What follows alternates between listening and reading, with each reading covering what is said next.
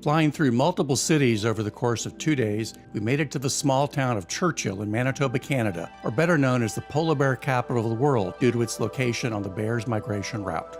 Just outside of the town is the bear jail, where problem bears are held away from human contact until they can be relocated. However, most visitors come here specifically to see the bears, especially for those with cute cubs.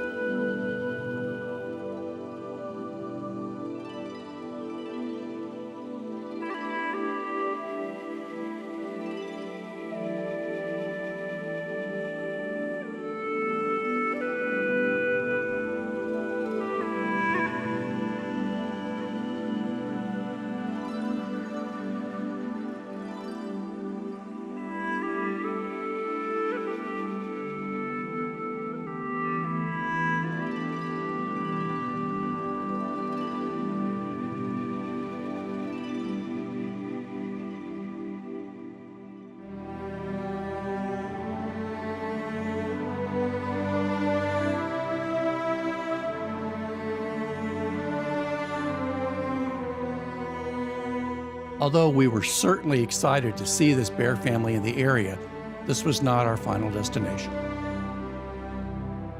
We are going to bear camp in the province of Nunavut, Canada. Joined by 5 other adventurous souls, we then boarded a private turboplane, heading north beyond the tree line across the frozen tundra.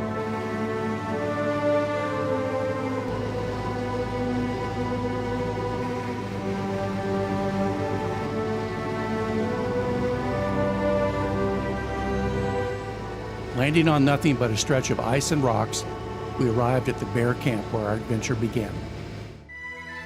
Situated on the western shore of the Hudson Bay, this cluster of rustic but cozy cabins is ideally located for bear viewing, as polar bears make their way northward, waiting for sea ice to form.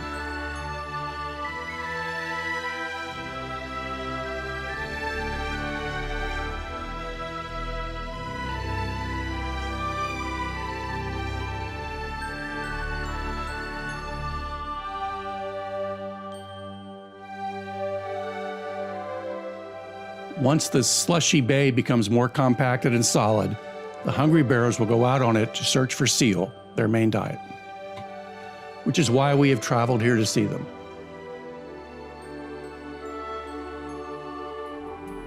Our hearts were pounding with excitement as the first bear approached.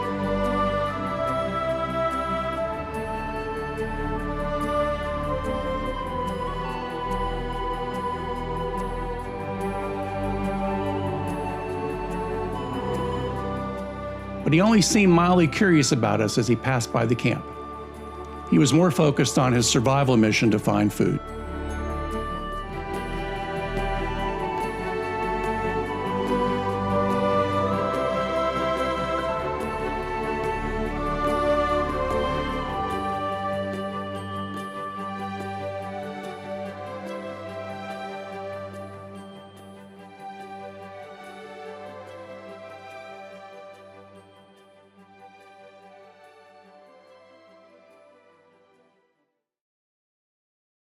Sometimes we would venture out with our guides to take in the beauty of this place,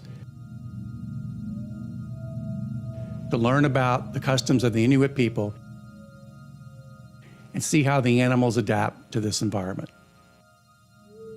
Although it seemed barren and inhospitable, the tracks provided evidence of much activity. We saw evidence of Arctic hare, Arctic fox, lemming, ermine, various birds, and of course bear.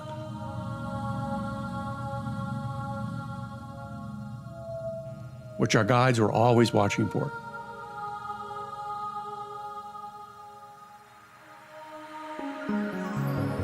As this young male approached, we could see the green marking on his back, which has most likely identified him as a troublemaker or repeat offender in Churchill, and who probably spent some time incarcerated in bear jail.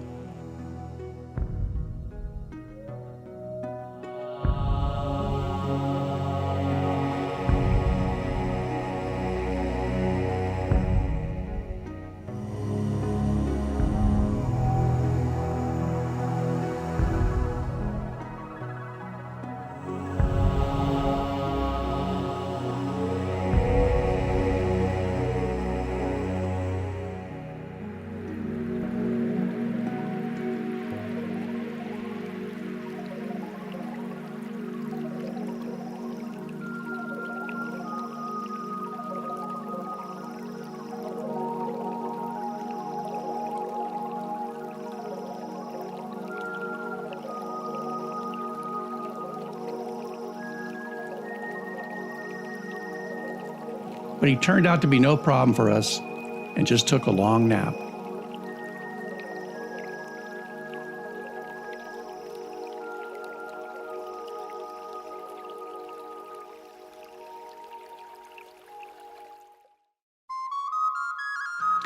A few Arctic fox stopped by the camp.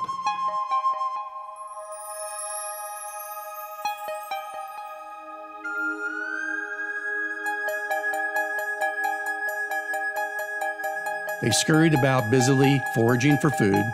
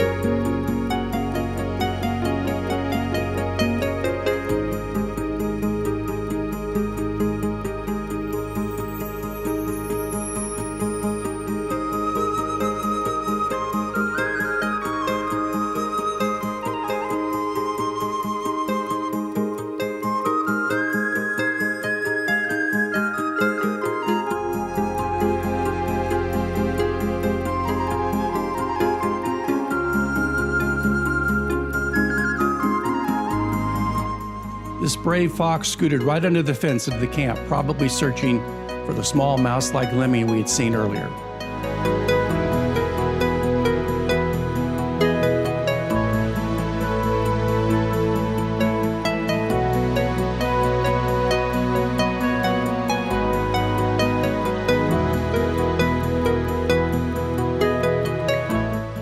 Then checked out the camp, coming right up to me and Dave.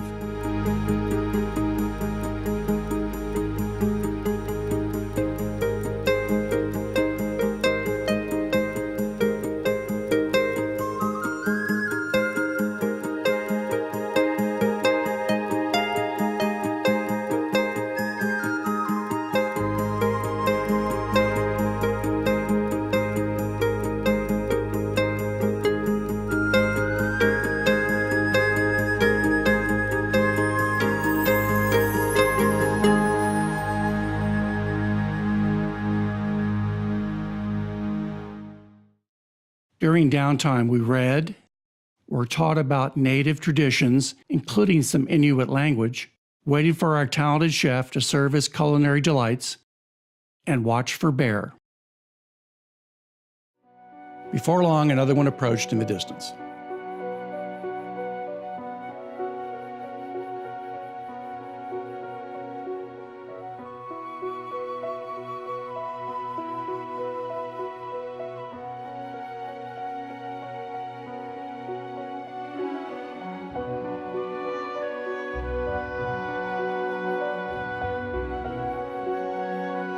As it approached, we could tell it was a handsome male.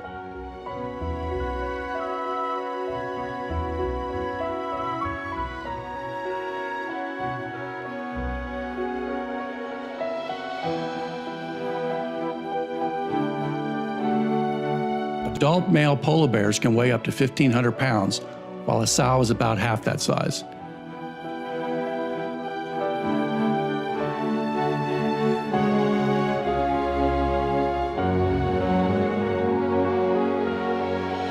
Despite their size, speed, and enormous power, enclosed by an electric fence, we felt somewhat protected.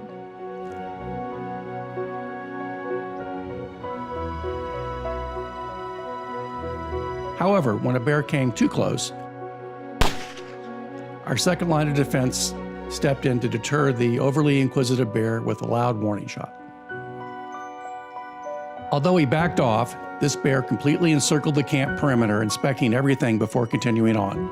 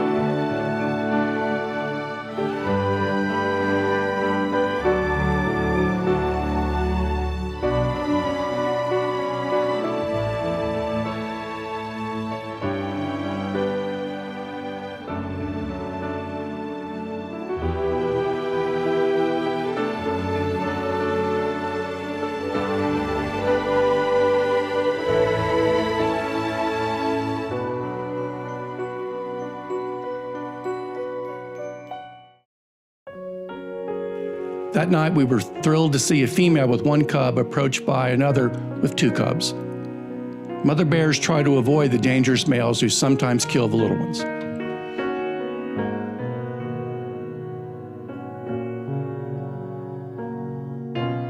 No threat to each other, they went on their separate ways.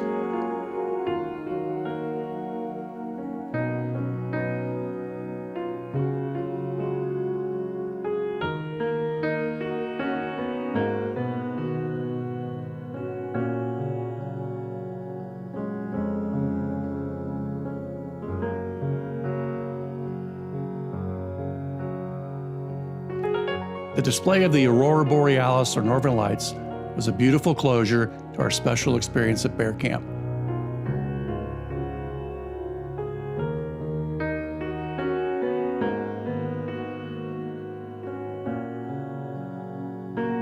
Thanks to the entire staff of Arctic Kingdom, and especially to Dave, the expedition leader,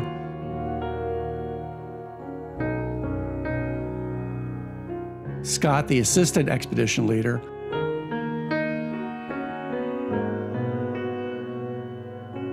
our Inuit guides, Moses and Peter,